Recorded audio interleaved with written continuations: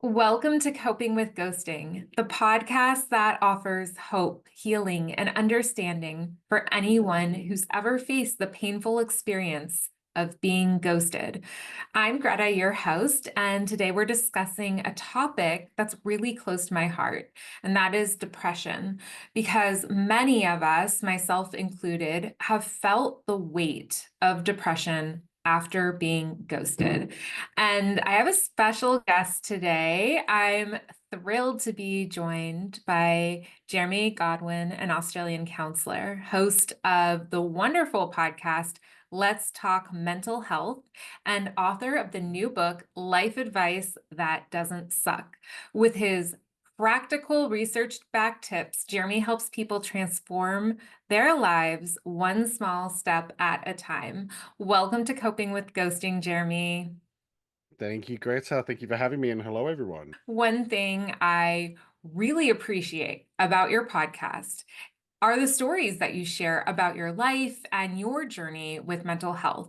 And so, for any listeners that may not know you, could you please share some of your experiences with depression and anxiety and how it led you to where you are today?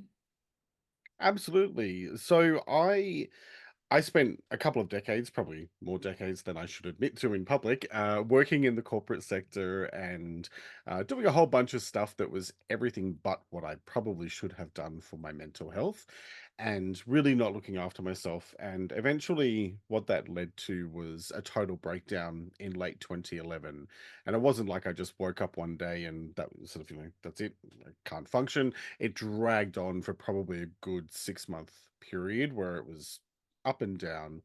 And that then led to extremely severe depression and anxiety. It lasted for probably 2 or 3 years, the worst phase of it. And it was at the point where for quite a few months I couldn't even leave the house to go and get the mail from the letterbox, let alone go out and do the things that I used to do. Even just going to the supermarket was, I mean, it was painful. I needed like 3 or 4 days in bed to recover from the emotional and the physical kind of exertion that came out of doing something just like that. And so that really, it put me in a corner because everything I knew about myself had gone out of the window overnight, it felt. And I needed to figure out who I was as I started to slowly emerge, sort of a few years later, started to slowly emerge from this extreme depression and anxiety. And I had to also try to understand how I was going to live with these conditions. So that took me down a path of learning about mental health. I distinctly remember a day in late 2013 sitting in my therapist's office in a session, and all of a sudden I went, what you're doing is what I want to do. Like I had just that little moment, that little crack of clarity had flooded through the darkness, and it just felt like a beacon. And so I went back to study, which not easy when you can barely function, and but eventually got a degree in psychology and sociology because I'm fascinated with individuals and groups.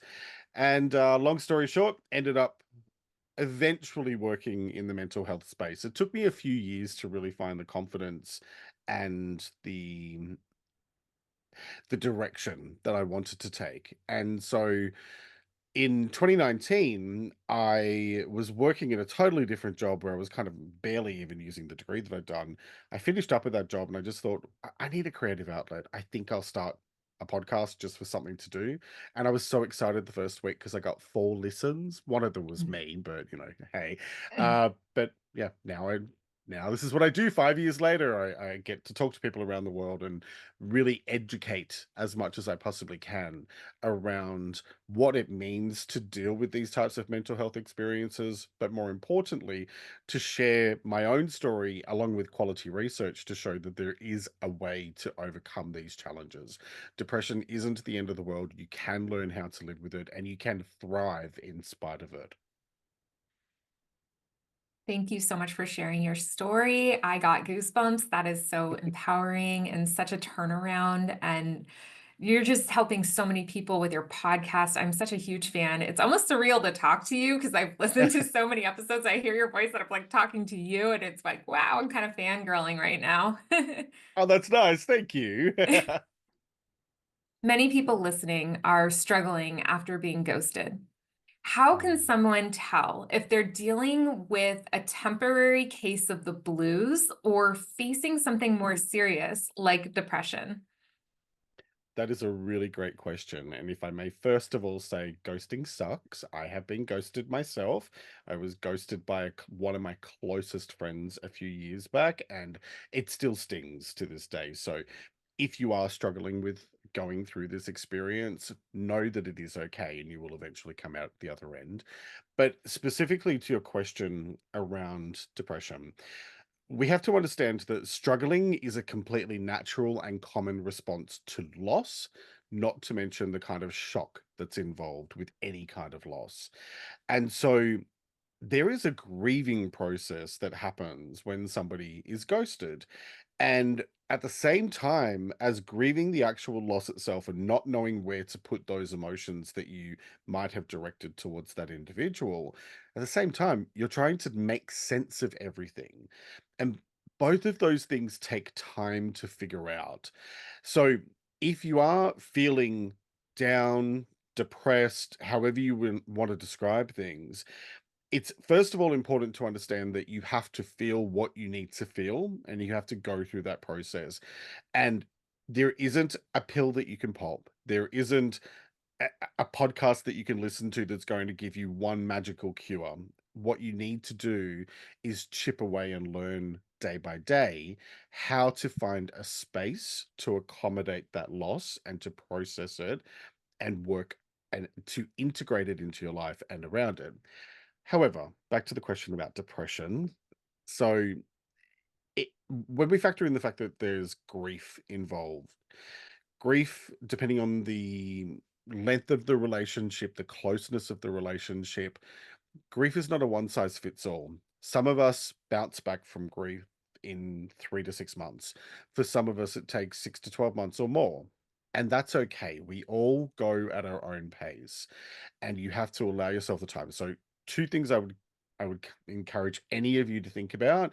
First is the longer the relationship, the longer it's probably going to take you to process the loss. And again, it's not just about processing your emotions regarding the loss, it's about figuring out a way forward and how do you integrate that loss into your life?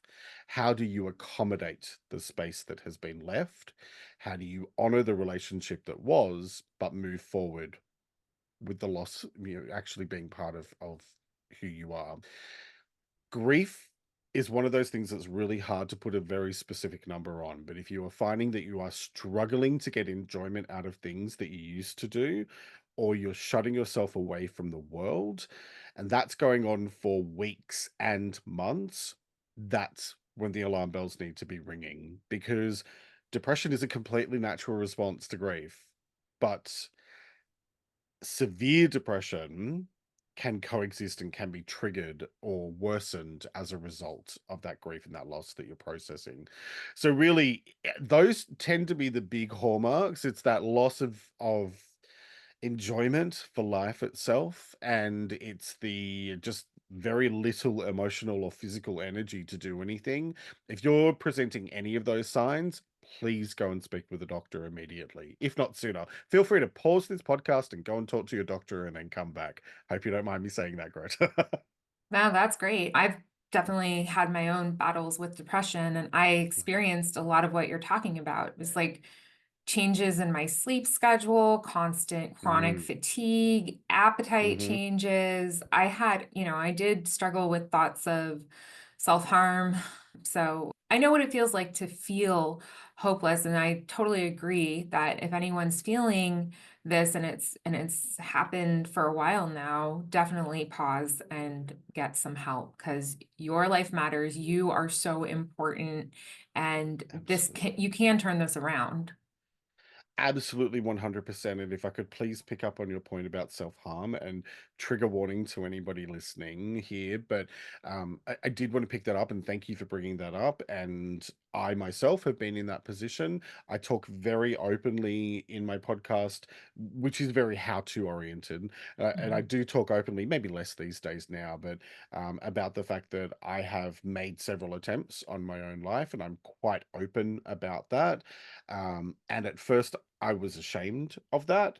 And now I see it as an opportunity to help others recognize that they are not alone, that Mhm. through a lot of therapy and a lot of self work, it I've reached a place in my life where I understand that all of these things have happened, and it's part of the process of working your way through it. There's nothing wrong with you if you are depressed or living with anxiety or both, because they very often tend to go hand in hand.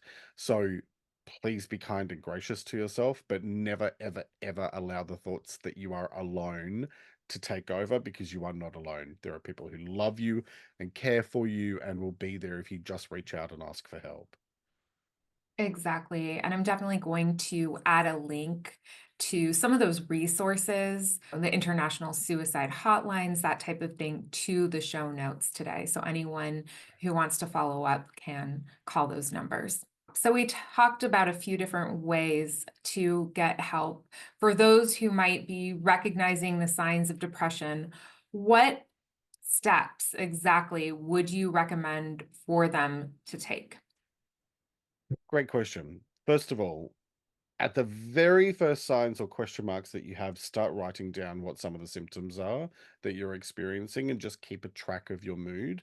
That's the easiest way to start in terms of just developing your own understanding. As quickly as possible, please go and speak to your doctor. If you don't feel comfortable speaking to your doctor, you've got the wrong doctor and you need to go find someone new. And I say that emphatically. You please do not allow your relationship with your doctor to be the thing that holds you back from having the conversation that you need to have. I have a motto on my show that's been there pretty much since day one, which is the more we talk about it, the easier it gets. And that has definitely been the case for me. I distinctly remember the very first honest conversation that I had with my doctor back in 2012, where I told him exactly what was going on. I'd kind of like maneuvered around it a little bit and was describing some of the physical symptoms, but without allowing myself to admit what I was going through in my head. And when I actually sat down and spilled everything out, it was like a weight off my shoulders, so much that I actually cried after the release of it. And it's the thing that set me off on the path to recovery. It was the hardest conversation I have ever had in my entire life. And it's the best conversation I've ever had in my life. The second best conversation is the one that I then had later that day with my partner, to then admit everything that I was going through. And so, again, I bring myself back to that thing. The more we talk about it, the easier it gets. Because one of the things that happens with depression in particular is that it thrives on a sense of isolation, and you are not alone at all. So, talk about it as much as possible. Never be ashamed to talk about it. And then there are lots of other things that you do. And again, I talk about all this stuff in my show, but I just really want to highlight that it's probably going to be a long journey to deal with things, and you need to be mindful of that. Again, there isn't a pill that you can pop that will magically fix everything. It can support you, antidepressants, anti-anxiety medications, etc. But it really does come down to putting in the work. So things like therapy and a lot of self-work in terms of constructive self-care, making lifestyle changes. That's definitely a big one. I was in the worst of my own depression and anxiety. I had an ongoing problem with alcohol. I finally quit drinking permanently in 2016, and since then I've managed to stabilize and really get things under control. So, you know, getting rid of those unhealthy coping mechanisms is always going to help you along the way as well. I feel like I've just given like a laundry list of things that you can do, but please go talk to your doctor. That's the first and foremost thing. I appreciate everything you just said so much. And I think that one day at a time, one step at a time, maybe Absolutely. somebody doesn't isn't ready today, and that's okay. It's just something you can start thinking about. You could also start calling your friends, Hmm. family, join a support group, or an online mental health community. Those are a few other ways to connect with people and talk it out. Unfortunately, so many people don't understand how painful being ghosted can be. So I think that it's really important to try to talk it out with people who are compassionate and empathetic to what you're going through as well. Absolutely. I think this is the reason why this podcast, for example, is so important because you are bringing together a group of people to effectively share experiences and to hear from others who have been in, dealing with similar type of stuff. And the thing with, like I said, with depression, the same with the way that you process through something like ghosting, which is hugely soul destroying in a lot of ways. It's to be able to recognize first and foremost that you aren't alone, and that knowledge in and of itself, that it's not just you that this happens to. This happens to a lot of people, and it's a really horrible thing that happens. And there are probably 50 million different reasons why people ghost, and realistically, most people aren't great with confrontation, so they kind of like shy away from it. But ultimately, what it comes back to is you are not alone, and learning from the experiences of others. It may not apply to your own situation, but damn, it feels good to know that you're not alone. That's how I felt with depression. It was once I realized that it wasn't just me dealing with this stuff. I 2 years into it, I was having a conversation with my aunt, and out of nowhere, she said, "Oh yeah, I was diagnosed with depression. I was on anti-anxiety and antidepressants for like 3 years a few years back because of this bullying thing at work." And I'm like, could you have maybe told me that at the beginning? But for her, it took a long while for her to feel comfortable. So anyway, that's my point. Yeah, we all need to share what's on our hearts, build We community. do. The more you talk about it, the easier it gets. And I cannot emphasize enough what you just said about one day at a time. It's something I talk about a lot in my podcast. When we think 15 days ahead, or 15 weeks ahead, or 15 months ahead, that's when the anxiety and the overwhelm often comes in. Realistically, all you have to do is focus on today, right? If you feel rubbish today, you don't need to worry about what tomorrow is going to look like. Just focus on what you need to do to get yourself through today. And if that's too hard, you know what? Chunk it down to like 4-hour blocks. I have had the privilege of coaching somebody through getting through substance addiction, and that 4-hour block thing works magic. It's something that I applied myself when I was quitting drinking, in terms of, and also when I quit smoking a few years back, was to really be able to just say, all right, I don't need to think about this evening. Let me just focus on the morning is 8 a.m. to 12 p.m. I'm going to get through that, and then I'll regroup and go from there. 12 to 4, 4 to 8. It actually, what it does is it limits choice and it limits focus. And that way the brain can just kind of go, all right, I don't need to think about things. I can just bring my focus back to this 4-hour block, and that's going to help to keep me on track. That's such a good life hack. Thank you for sharing that. Mm. Works wonders for a whole bunch of stuff. Like if you're overwhelmed or stressed with work or whatever the case might be, just chunk it down to 4 hours. 4 hours are easy, right? So anybody coming up to the holidays who has to deal with family, just chunk it down to 4-hour blocks and you'll be fine. That's awesome. If you had to pinpoint one habit that made the biggest difference for you in your emotional recovery, what would it Mhm. be? Aside from quitting drinking, no question there, it's the focusing on one day at a time. I am an overthinker, an overplanner, an overtalker, as you can tell. And my default space is to go straight to the steps 16, 17, and 18 when I really need to focus my energy on step one. So consciously doing that. So I sit here every morning at the start of my day and just make a plan that is focused on that specific day. And I keep it to only two or three things that I'm focusing on for work and personal. And that is, and I remind myself of that several times throughout the day. So that has worked wonders for me because it calms my crazy monkey mind that bounces around all over the place. Wow, that's really good advice. Thank you. I wanted to share mine. So, Please, I'd love to hear. yeah, because I've battled with depression a lot, Mhm. and I felt disconnected, lost, and like an outsider for a lot of my life. What really helped me shift my perspective the most was actually when I deep dived into religion and spirituality, and I Mm. started believing in things that were greater than myself. And I found ways to really make sense of the unfair circumstances around me and find deeper meaning in Mm. life. And when I changed my perspective and my view of the world and the people in it, I started viewing the people who ghosted me as teachers.